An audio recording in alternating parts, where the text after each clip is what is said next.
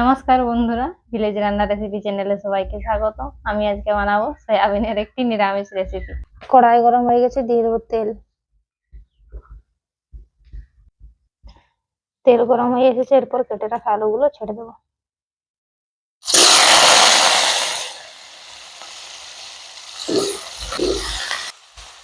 আলুটা ভাজানোর জন্য দিয়ে দেবো পরিমাণ মতো নুন।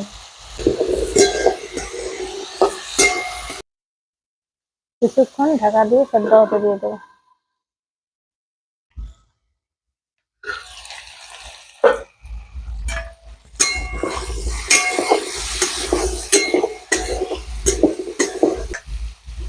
আরেকবার ঢাকা দিয়ে দেবো, তবে ভালোভাবে সেদ্ধ হয়ে যাবে।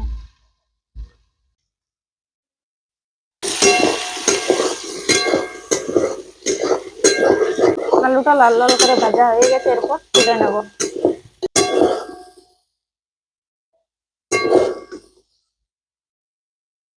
এরপর তেল দিয়ে সয়াবিনটা ভেজে নেব।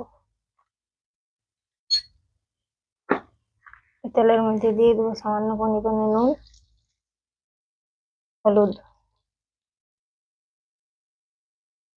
তেলটা গরম হয়ে এসেছে, এরপর সয়াবিনটা ছেড়ে দেবো।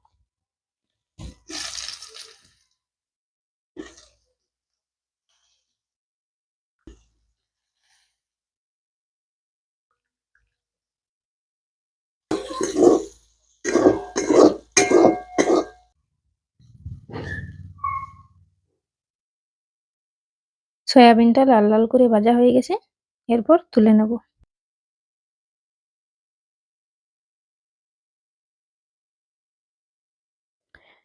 এরপর কড়াইয়ের মধ্যে দিয়ে দেবো তেল।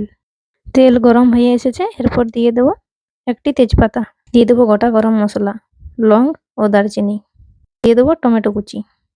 টমেটোটা ভাজানোর জন্য দিয়ে দেবো পরিমাণ মতো নুন।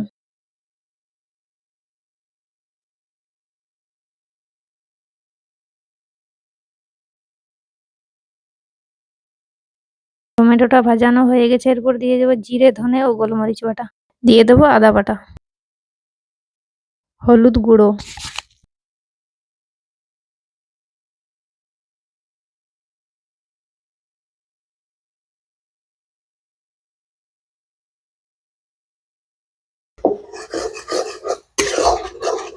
মশলা ভাজা হয়ে গেছে, মশলার মধ্যে তেলও ছেড়ে এসেছে, কাঁচা গন্ধ চলে গেছে। এরপর দিয়ে দেবো সাদা তিলের বাটা। সাদা তিলের বাটা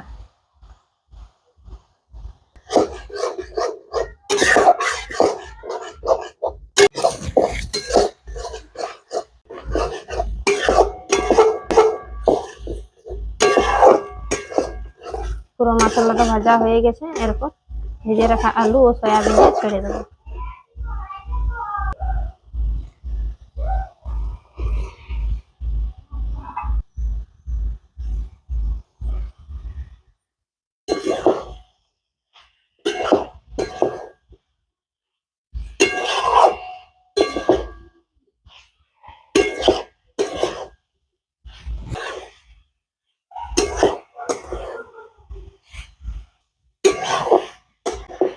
সামান্য পরিমাণে জল দেব। জল দিয়ে কিছুক্ষণ কষে নেব।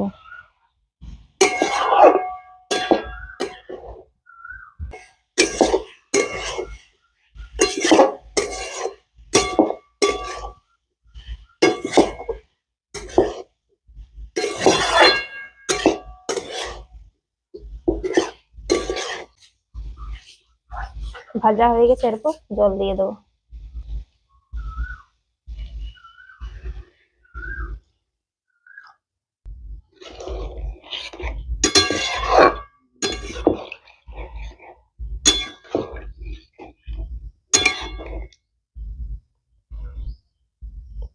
ঝোলের জন্য দিয়ে দেবো পরিমাণ মতো নুন। ঝোলটা ফুটে উঠে, এরপর দিয়ে দেবো সামান্য গরম মশলার গুঁড়ো। নিরামিষ রান্নাতে গরম মশলা না দিলে রান্নাটা পুরো অসম্পূর্ণ লাগে। এরপর স্বাদ আনার জন্য দিয়ে দেবো অল্প পরিমাণে চিনি।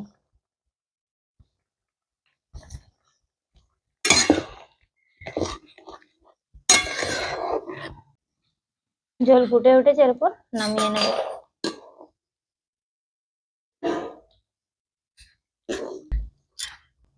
আমাদের রান্না রেডি হয়ে গেছে, এই যে গরম গরম একদম রুটি বা ভাতের সাথেই খাও, খুব সুন্দর লাগবে, খুব সুন্দর গন্ধ বেরোচ্ছে, কালারও খুব সুন্দর চলে এসেছে।